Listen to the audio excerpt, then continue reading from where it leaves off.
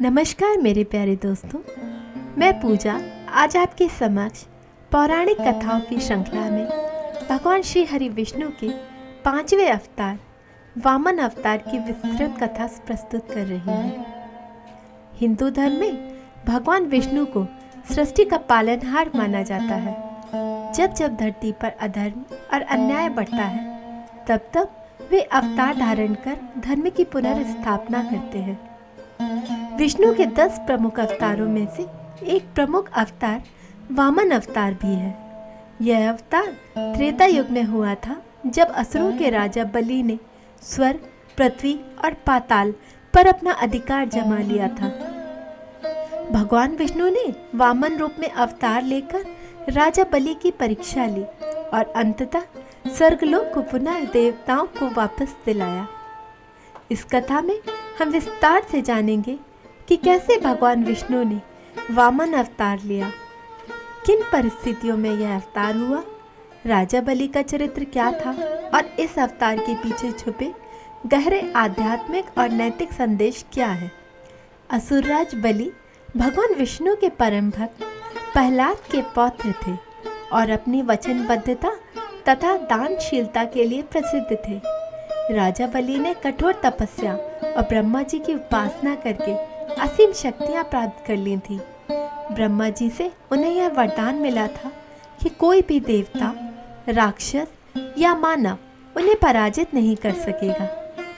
इस वरदान के प्रभाव से राजा बलि अजेय बन गए और उन्होंने देवताओं पर आक्रमण करके स्वर्गलोक पर अधिकार कर लिया।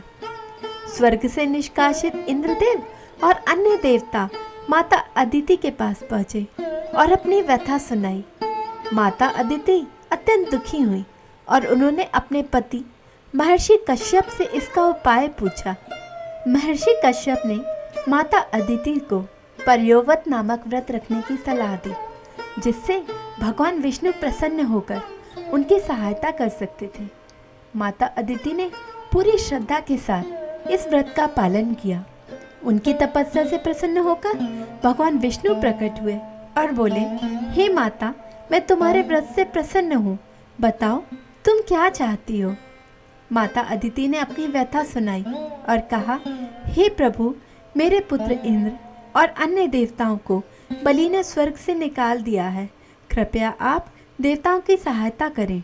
भगवान विष्णु ने माता अदिति को आश्वासन दिया और कहा, हे माता, मैं तुम्हारे पुत्रों की रक्षा के लिए स्वयं अवतार लूँगा।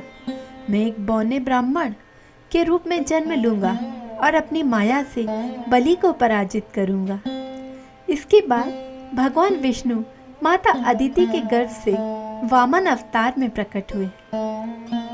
भगवान विष्णु बौने ब्राह्मण के रूप में प्रकट हुए। उनका स्वरूप अत्यंत मनोहर था। वे छोटे कद के थे। उनके हाथ में एक छड़ी, कमंडल और छाता था।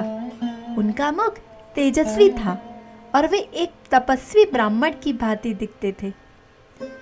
इसी समय राजा बलि एक भव्य यज्ञ का आयोजन कर रहे थे।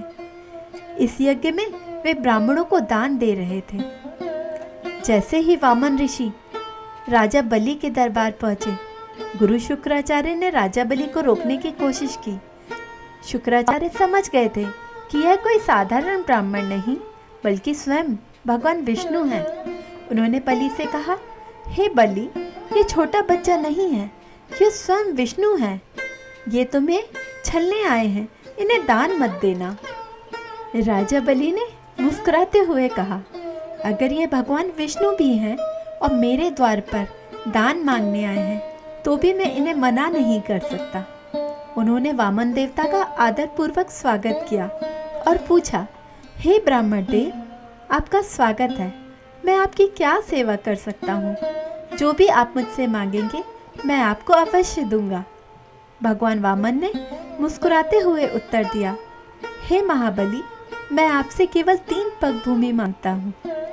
राजा बलि यह सुनकर हंस पड़े और बोले, हे ब्राह्मण, तुम मुझसे कुछ भी मांग सकते हो, सोने, रथ, हाथी, घोड़े, संपत्ति, परंतु केवल 3 पग भूमि ही क्यों?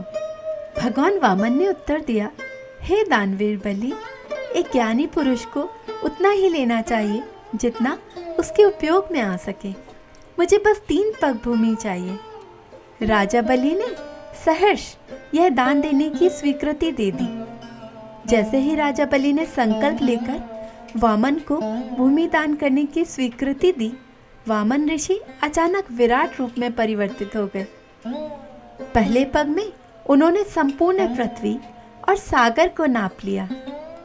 दूसरे पग में उन्होंने संपूर्ण स्वर्ग और ब्रह्मलोक को नाप लिया। अब तीसरे पग के लिए कोई स्थान शेष नहीं बचा। भगवान वामन ने बलि से पूछा, हे बलि, अब बताओ तीसरा पग कहाँ रखूं? राजा बलि ने सिर झुकाकर कहा, हे प्रभु, मेरे पास अब कुछ भी शेष नहीं है। कृपया आप अपना तीसरा पग मेरे मस्तक पर रखें। भगवान वामन ने तीसरा पग बलि के सिर पर रखा और उन्हें पाताल लोक भेज दिया।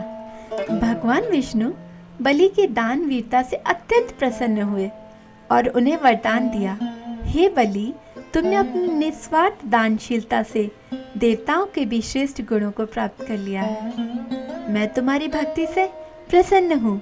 मैं तुम्हें पाताल लोक का राजा नियुक्त करता हूँ, जहाँ तुम अनंत काल तक शासन करोगे। इस कथा से हमें यह सीख मिलती है, अहंकार का नाश निश्चित है। दानशीलता और वचनबद्धता व्यक्ति को महान बनाती है। भगवान के प्रति पूर्ण समर्पण मोक्ष का मार्ग है। भगवान वामन अवतार की यह कथा त्याग, भक्ति और धर्म की विजय का अद्भुत उदाहरण है। आज की हमारी इस श्रृंखला में बस इतना ही। हम फिर मिलेंगे अपने नए वीडियो में नई कथा के साथ। नमस्कार। यदि आपको मेरा ये वीडियो पसंद आया तो please like, subscribe and share, and please bell button बजाना ना भूलें।